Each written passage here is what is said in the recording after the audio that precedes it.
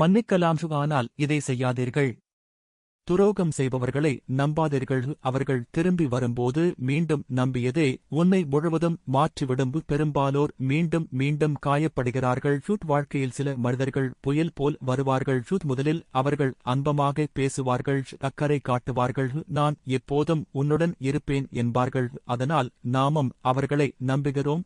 ஆனால் ஒரு நாள் நீங்கள் நம்பிய அந்த மனிதரே உங்கள் மனதை உடைத்துவிட்டு போய் விடுவார். அந்த நேரத்தில் வரும் வலி வார்த்தைகளால் கூற முடியாது. துரோகம் என்பது வெளியில் இருந்து வரும் காயமல்ல, அது நம்பிக்கையில் இருந்து வரும் வாக்குவாதம். ஆனால் இங்கேதான் பலர் பல தவறு செய்கிறார்கள். காலம் கடந்த போது அந்த மனிதர் திரும்பி வரும்போது இந்த முறை மாறி இருப்பார் என்று மீண்டும் கதவை திறக்கிறார்.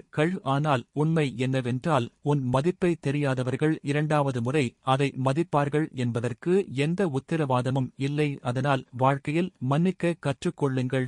ஏனெனில் கோபத்தை சுமந்தால் வாழ்க்கையில் நிம்மதி இருக்காது. எனவே மன்னித்தரகாக மீண்டும் அந்த காயத்தை வாங்காமல் சூழ்நிலைக்கேற்ப வளைந்து